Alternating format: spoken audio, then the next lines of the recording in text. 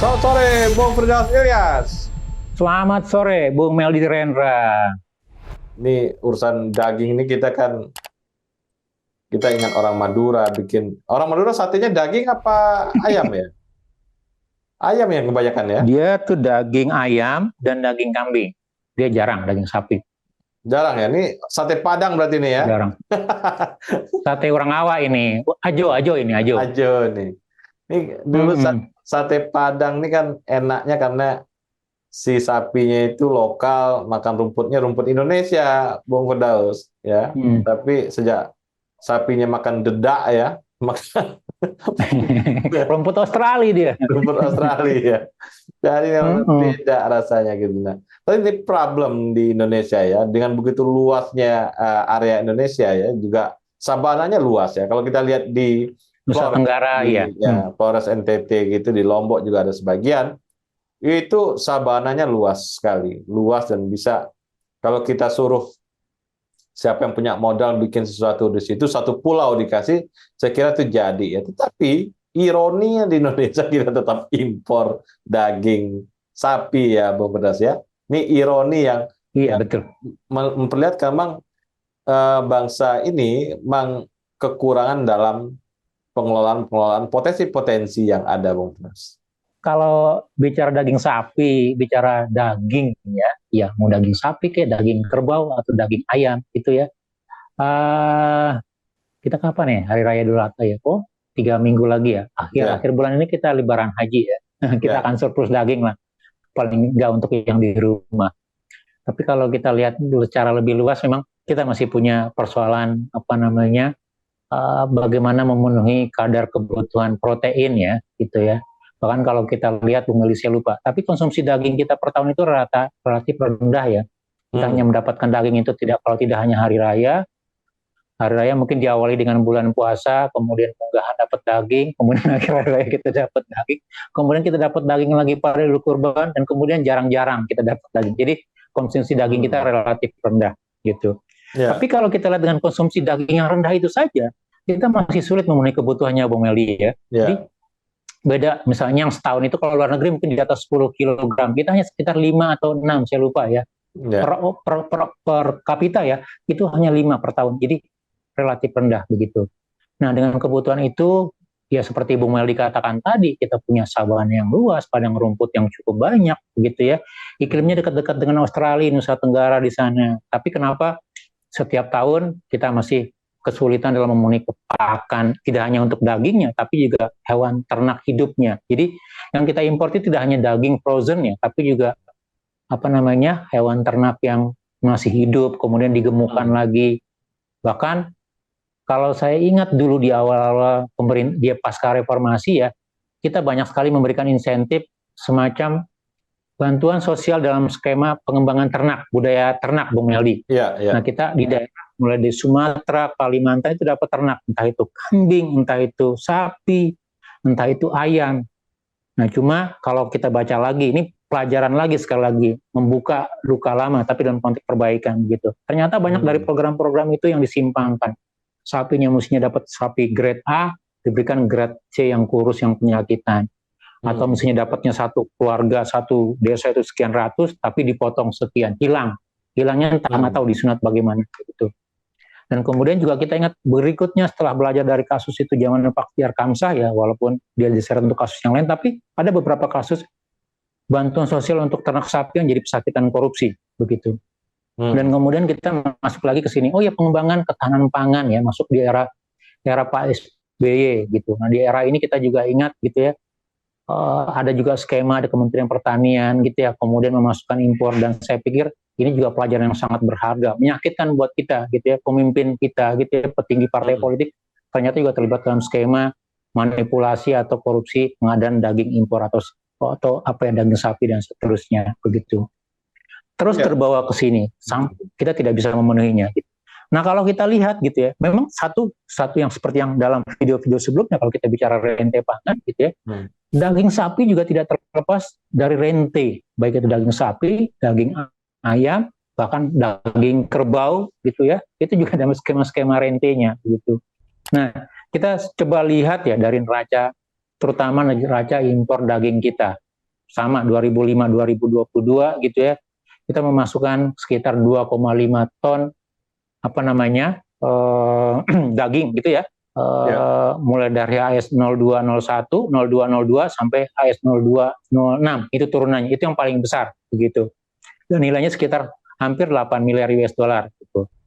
Dan kemudian kalau kita lihat lagi, kita coba lakukan perbandingan gitu, kita melihat ini benar nggak sih datanya kita memasukkan sekitar 2,450 juta ton gitu ya. Nah ternyata dari data dari negara penjual itu agak sedikit berbeda. Mereka mengatakan kita lebih besar memasukkannya gitu, jadi sekitar 2,496 gitu, ada selisih sekian puluh ribu ton gitu. Nah dari selisih ini kita dapatkan angka 46 ribuan ton gitu ya, kurang lebih nilainya itu 200 hampir 300 juta US dollar Bung Meldi. Jadi kalau kita ingat daging-daging frozen, daging-daging beku gitu ya, atau dari negara-negara luar gitu ya, ternyata ada juga yang tidak dilaporkan Bung Meldi gitu. Nilainya kurang lebih ya 289 juta US dollar atau setara 4,3 triliun rupiah gitu. Ya. Nah, kalau kita lihat gitu ya, tadi kita sudah mengungkap ada beberapa era. Jadi pasca reformasi ini dalam pengelolaan daging impornya atau pengelolaan skema-skema kreditnya, ketampangannya itu ditengarai, dipenuhi dengan praktek-praktek yang penyimpangan atau cawe-cawe begitu ya, mulai dari praktek bansos untuk peternakan, kemudian bahkan juga impor untuk kebutuhan pemenuhan dagingnya gitu. Nah kalau kita lihat dalam skema itu, dalam beberapa tahun terakhir kita sebenarnya tidak banyak lagi menemukan unreporting ya, walaupun sekali lagi ada skema-skema siasat baru ya. Siasat baru itu misalnya melaporkan spesifikasi kode impor yang berbeda, misalnya seharusnya dia HS-nya berapa ya, 0206 tapi dilaporkan kepada harga yang lebih murah gitu, kepada HS yang lebih murah. Tujuannya apa? Ya agar tadi ketika dia masuk dalam kepabeanan itu biaya masuknya lebih rendah, Bung Meldi. Jadi dibilangnya sapi premium, tapi yang dicatatkan dalam dokumen deklarasi impornya hanya misalnya tetelan atau kikil atau apa begitu ya, gitu, sehingga nanti nilainya murah. Nah ketika dia murah, dia bayar biaya masuknya rendah gitu. Nah kemudian ketika dia masuk dalam penetrasi pasar, dikeluarkan sebagai sapi premium, steak segala macam gitu, yang dijualnya harganya ratusan ribu seporsi gitu. Ini juga skema-skema baru begitu menurut saya begitu. Nah dari rente impor daging sapi ini kita lihat memang ya satu juga ada, walaupun dari sisi volume unreportingnya berkurang ya, tapi dari sisi modus men-suit ya, spesifikasi atau harmoni sistem itu semakin banyak begitu. Nah yang kedua juga kalau kita lihat, kita dalam sisi hulunya kita tidak melihat ada perkembangan yang signifikan di dalam membangun ketahanan pangan di Indonesia. Saya tidak tahu ya apakah mungkin nanti ketika hari raya kurban kita cukup berkelimpahan sapi, tapi ketika masuk dalam tahun baru, Natal atau hari raya begitu ya, kita akan menemukan lagi misalnya harga-harga yang lebih dari 100.000 gitu, 130, 140. Karena kalau kita lihat misalnya impor sapi beku misalnya dari Australia itu hanya 1 ton itu kurang lebih antara 300-400 dolar Bung Meldi. Jadi kurang lebih sepertiganya gitu. Nah ketika masuk ke Indonesia, dia jual tipu-tipu juga, mungkin ada sebagian gitu yang nakal ya, mendeklarasikan berbeda gitu. Mungkin dibilang ini tetelan atau apa gitu ya. Kemudian masuk ke Indonesia, tambah bea masuk, tambah distribusi, pergudangan, tidak lebih dari 50% dari nambahnya gitu. Tapi dia bisa jual dengan harga 2 kali lipat atau mungkin lebih gitu ya gitu. Jadi kita melihat ada mekanisme distribusi atau pengadaan yang bermasalah. Kemudian juga salah satu catatannya kalau kita bicara pangan Bung Meldi ya, kita masih menemukan rantai yang begitu panjang gitu. Jadi BPS itu melihat misalnya untuk daging, untuk gula gitu ya, ada beberapa daerah yang rantainya pendek, hanya 2-3 rantai saja, tapi ada yang beberapa misalnya 4, 5, 6 bahkan atau 7 begitu, mulai dari produsen gitu ya daging sampai nanti jatuh kepada rumah tangga di rumah kita masing-masing gitu. Artinya apa?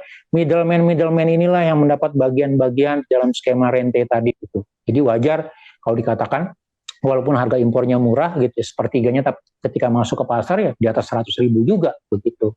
Sekali lagi kita yang dirugikan, masyarakat yang dirugikan. Iya, jadi kalau kita amati, ini bea cukai bermain nih Bung Firdaus ya?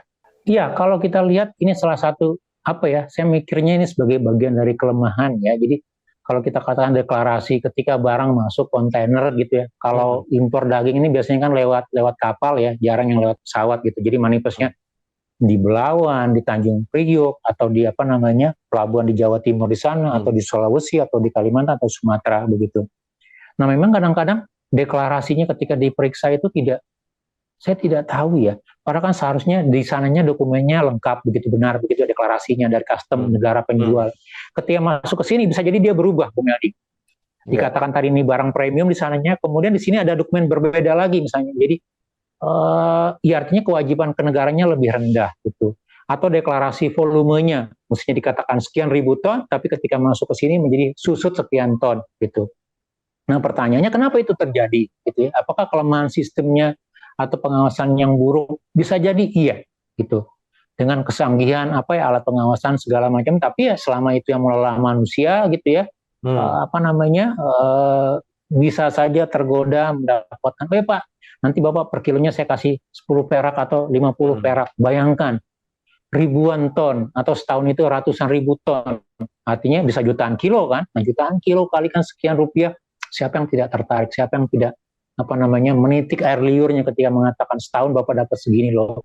Jadi wajar kalau misalnya oknum bea cukai gitu ya, yang kalau kita katakan baru kepala wilayah atau kepala seksi atau kepala bagian, dalam setahun 2 tahun dia bisa menambah tanah sekian, dikatakan perolehan sendiri. Dia bisa memiliki villa mewah dan katakan bisa jadi seperti itu. Salah satunya mungkin sekali ya kita tidak bersuzon, tapi bisa saja terjadi dia berasal dari mekanisme permainan keluar masuk barang baik itu ketika akan diimpor gitu ya, masuk ke dalam, atau ketika ekspor gitu ya, ada yang bisa dimainkan gitu ya, dan itu menjadi praktek korupsi gitu.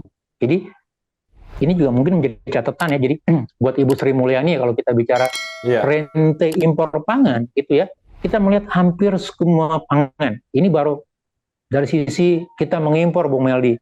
Belum lagi nanti kalau kita bicara mengekspor ya, terutama untuk barang-barang pertambangan, Bung Meldi ya. Jadi barang-barang pertambangan kita sama juga. Saya dulu pernah melakukan riset tracking gitu ya, sampai nanti ke negara pembelinya melihat gitu ya. Ternyata yang dilaporkan di sana itu jauh lebih besar dibandingkan yang kita catatkan di sini sebagai ekspor gitu. Artinya apa? Sebagian tidak dilaporkan, sebagian dilaporkan under value, under quantity segala macam. Jadi ini catatan besar kita dalam pengawasan, terutama dalam membangun ketahanan. Tapi tidak hanya itu, tapi juga kita masih bisa disusupi untuk dengan karena tadi misalnya mendapatkan mungkin suap atau gratifikasi atau kepentingan personal atau kelompok, akhirnya pengawasan tugas negaranya tidak jalankan secara benar atau secara optimal. Baik, Bung Firdaus, terima kasih. Sama-sama, Bung Meldi. Selamat berhari Minggu. Tetap semangat. Salam Indonesia bersih. Salam Indonesia bersih.